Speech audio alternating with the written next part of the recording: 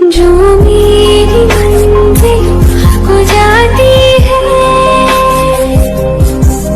तेरे नाम की कोई सड़क है ना।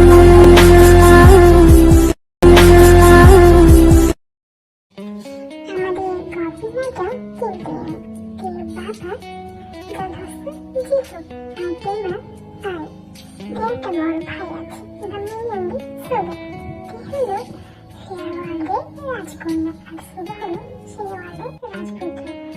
আমাদের গল্পের নায়ক কিউট সুইট রাগি জীবনযাপন করতে বাবার নাম কিংসবজি আর যেটা একটা ছোট্ট বোন আছে তার নাম জিমি, যেটা হলো ভ্যাম্পের রাজ্যের রাজপুত্র আর জিমি হলো সেই রাজ্যের রাজকন্যা। এই জগৎগুলো আছে আমাদের পৃথিবীতে, তবে সাধারণ মানুষের সাথে বসবাস করে তারা, তবে তাদের সাধারণ মানুষের সাথে বসবাস হিসেবে তাদের আলাদা পরিচয় আছে।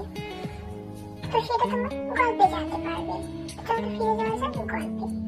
আজকে ইউনিভার্সিটিতে প্রথম দিন, এখনো সে পড়ে ঘুমাচ্ছে। আরো তো রুমে এসে দেখে ডাকতে থাকে,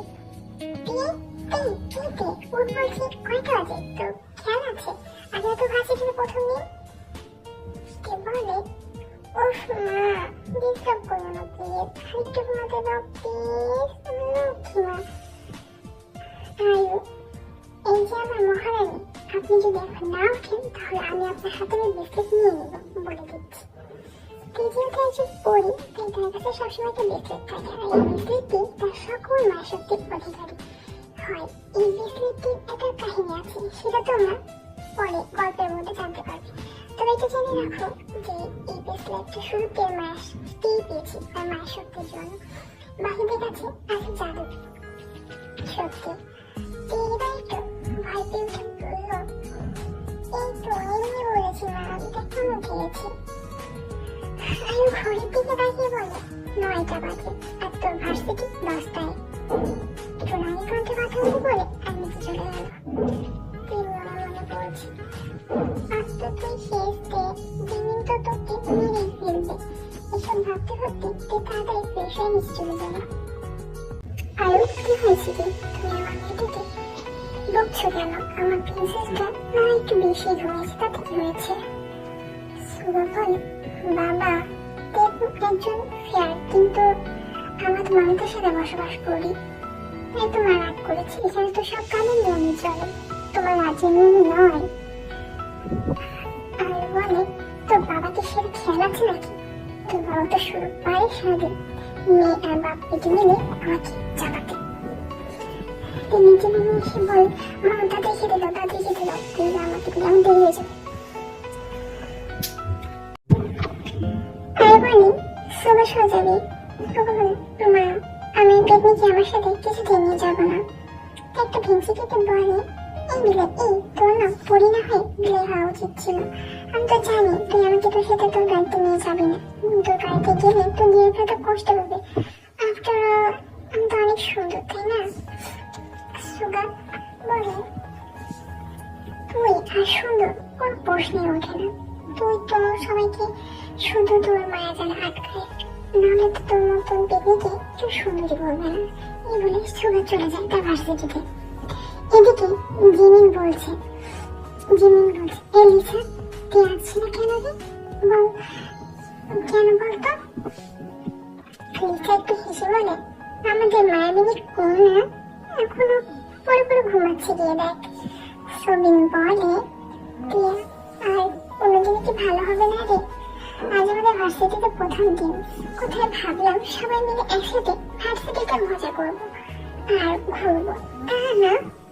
জিমিন এবার রেগে বলে, আজ আসুকের বাচ্চা, আমি ওর সাথে কোনো কথাই বলবো না বলে দিচ্ছি। ইয়ামজিন বলে, তার কি হবে? থেকে দেখলেই তো সবাই সবকিছু ভুলেই যায়। জিমিন, লিসা, সুমিন, ইয়ামজুন এরা হলো বেস্ট ফ্রেন্ড। ছোটবেলা থেকেই এরা সবাই একসাথে বড় হয়েছে, স্কুল কলেজ সব জায়গায় একসাথে গিয়েছে, বলা যায় একদম লজেন্সের মতো লেগে আছে। তো সবাই কিন্তু পড়াশোনায় খুবই ভালো, বলা যায় স্কুল কলেজ সব জায়গায় টপ স্টুডেন্ট। এদেরকে আবার টপ গ্যাং নামেও সবাই ডাকে। তবে সবাই খুবই দুষ্ট স্বভাবের, তাদের যা ইচ্ছা তারা তাই কি করে। কেউ তাদের মানে সবাই তাদেরকে ভয় পেয়ে কিছু বলতেই পারে না।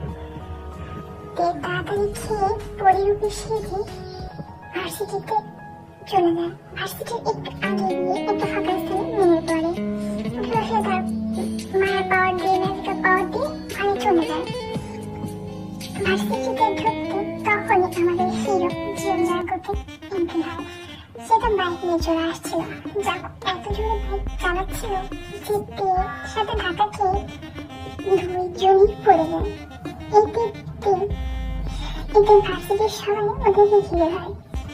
তে বলে, এই যে মিস্টার কানা হনুমান, কানা কাটা বিলাই, লেজ কাটা বাদর, তুই কি দেখিস না? তোর কি চোখ নেই? দেখতে পারিস না? এবার আমাকে ধাক্কা দিলি কেন? আমার কথা কি সুন্দর নেই? মা গো, আমার কোনোটা গেল গো মা। জাঙ্কুক বলে, এই কি বলছো তুমি? আমি নাক কাটা হনুমান, কান কাটা বাদর, বিলাই, লেজ কাটা বাদর, কি বলছো সব? তুমি কি চিড়িয়াখানা এসেছো নাকি? ধরো একটা ভার্সিটি। এই মিস্টার শুনুন, কি তো নিজে দোষ করেছে, এখন আবার আমাকে সাজাচ্ছেন। আজ তোর একদিন কি আমার একদিন, এই বলতে উঠে জাঙ্কুকের কলার চেপে ধরে। আমি আপনাকে দেখে নিব। জাঙ্কুক বলে, যত সব আলেসমেট মেয়ের থেকে গাইয়া গেও মেয়েগুলো এসে কলেজে ভার্সিটিতে এসে পড়ে। কি বলে সেখান থেকে চলে যাচ্ছেন। তখন একটু বলে, এই যে মিস্টার ডেবে বাবু, আমার জামার দাম না দিয়ে আপনি কোথায় যাচ্ছেন? একটু বাঁকা হেসে আশেপাশে থাকা সকলের মাইন্ড কন্ট্রোল করে তাদেরকে তাদের কাজে পাঠিয়ে দিয়ে সে চলে যাচ্ছে। সে ভাবে কেউ সবার মতো সবকিছু ভুলে গেছে। তখন জিমি বেশ বলে, কি রে তে, তোর এখন আসার সময় হলো, তোর সাথে কথা নেই।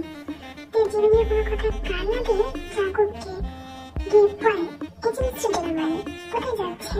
আমার ড্রেসের দাম না দিয়ে জাঙ্কুক একটু অবাক হয়ে তের দিকে তাকিয়ে 2 টাকার নোট দিয়ে সেখান থেকে চলে যায়।